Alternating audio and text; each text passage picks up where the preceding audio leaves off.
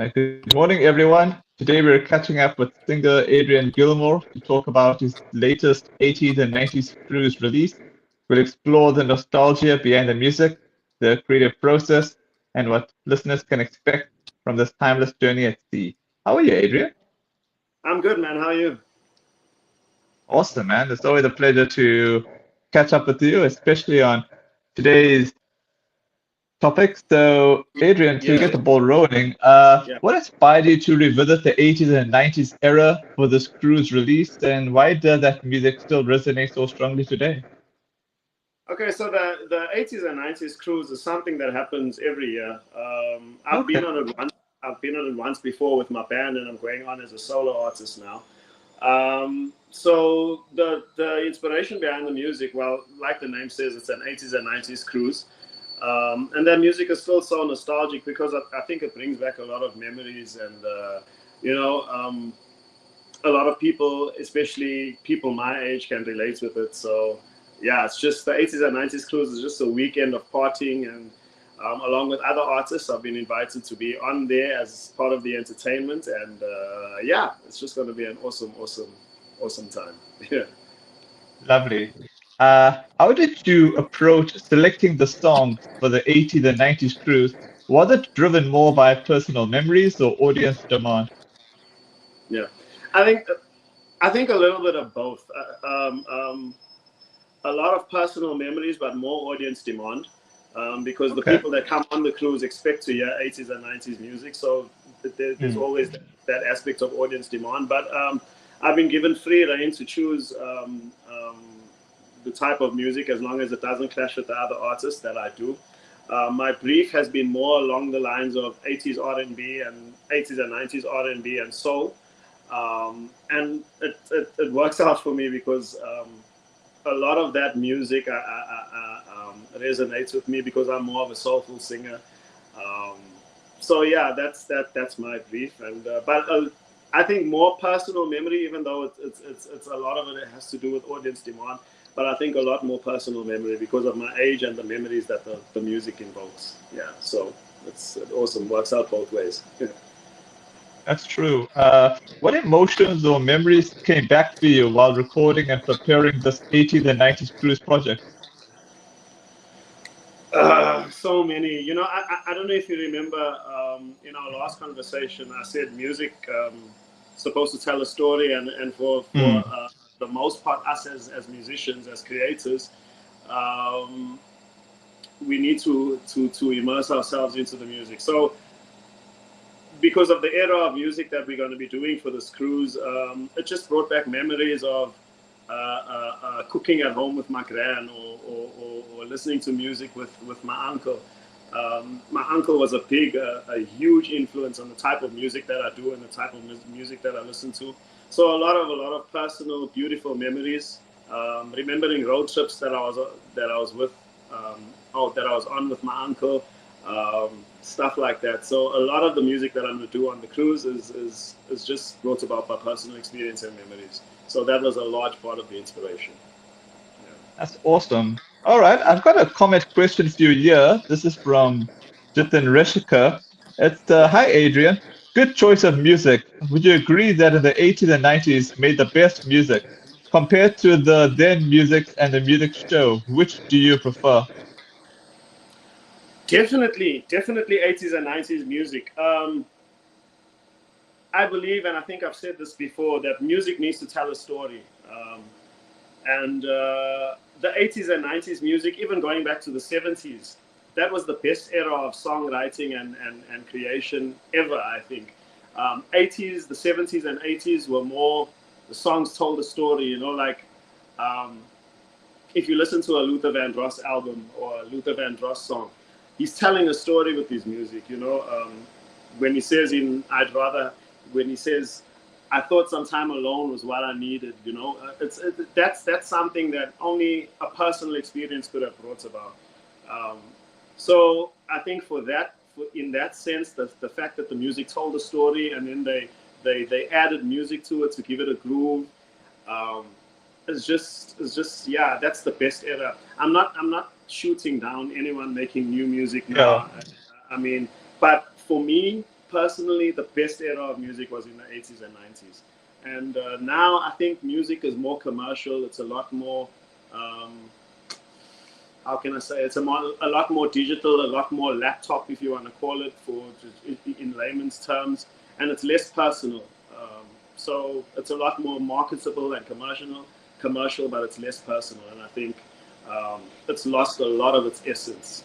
Again, not shooting down anyone that's making music in that No. vein, but yeah, for me, 80s and 90s was the best era of music, definitely. When you say laptop, are you referring to AI in general? AI also, but because back in the 80s, yeah, AI, and also you can make a song in your living room now or your bedroom now. And I'm not saying that means a person has no talent. What I'm saying is that it's a lot more accessible. It's a lot more, back in the 80s and 90s, there was no digital platforms. There were no, you had to do a take. The drummer had to play a beat on the drums. The keyboard player had to play chords. The guitar player had to do riffs. And if you got it wrong, you had to do it again. And if you got it wrong, you had to do it again. And so that's where a lot of the soul of the music comes from. If you think of Prince's Purple Rain, that guitar solo is spoken about as one of the best guitar solos ever played. But it's a guitar solo. It's not a button on the keyboard or anything like that. So a lot of the soul of the music gets lost with digital or laptop music. Again, it's good, but if you're looking for soul and connection with the musician and the music, there's 80s and 90s is the best era. Yeah, I agree with you on that. How do you feel this 80s and 90s cruise music release represents your journey as an artist now compared to when that music first emerged? I think for me, as far as my development goes, it's also been like, because when I first came into the music industry, as a young infant, if you want to call it, learning to walk and navigate my way through the industry. And I've grown with the music as much as well as the 80s and 90s music has matured. I've also matured as a person. So in terms of my musical journey, as I've grown with the music, so the music has grown with me. And I'm able to put a lot more of myself into the music now and just enjoy it for what it is. Yeah. All right. My final question to you, unless another comment question pops up, what do you hope listeners experience when they hear this release while cruising, nostalgia, escape, or a fresh connection to timeless music? Yeah, that's just it. It's an escape back. It's like almost like I would expect them to feel, or I would hope that they feel like they're stepping into a portal, and just taking them back to a time when they were when they were young and free, and just take them back to a time when how can I say, when that music was introduced to them and it meant something to them, and the first time they heard the song and said, wow, I would hope that it takes them back to that time. I would hope that they escape and just enjoy their time at sea, enjoy their time with me at sea, and just have a good time. Just have because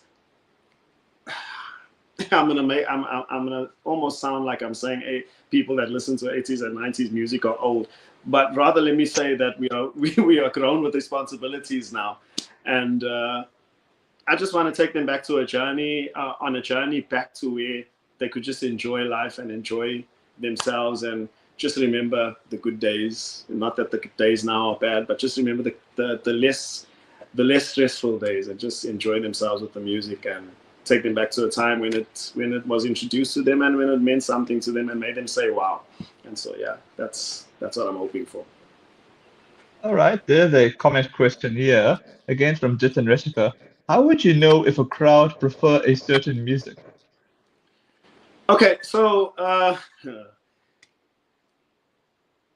the 80s and 90s cruise, I think it would be a lot more easy because the cruise speaks for itself in the 90s. Of course, yeah. But within the 80s and 90s era, there's different genres, and so I think you just have to sort of feel the crowd, and it's something that the more experienced performers would be able to, we'd gauge, and if we sing a song, if we do a song, we'd gauge whether they not feeling the song or they're feeling it, and then we sort of gear our set towards that. But generally we try and do a lot of crossover stuff that everybody would enjoy, and also a lot of the music that we do, everyone enjoys anyway, so it crosses racial lines, it crosses different cultural or whatever lines. Everyone loves Earth, Wind and Fire, everyone loves Luther Vandross. I don't think there's anyone that doesn't like Peebo Bryson, for example, so yeah, but I do a lot of crossover stuff as well, so there's always something that everyone can enjoy. Yeah, that's just it. So you have to read the crowd. It's like I said, it's something that the more experienced performers are able to do. But generally, the music that we do is loved by everyone. So yeah. All I'm gonna say thanks so much for your time, and yeah, take care and God bless. Thank you so much, Siddharth. Always good talking to you.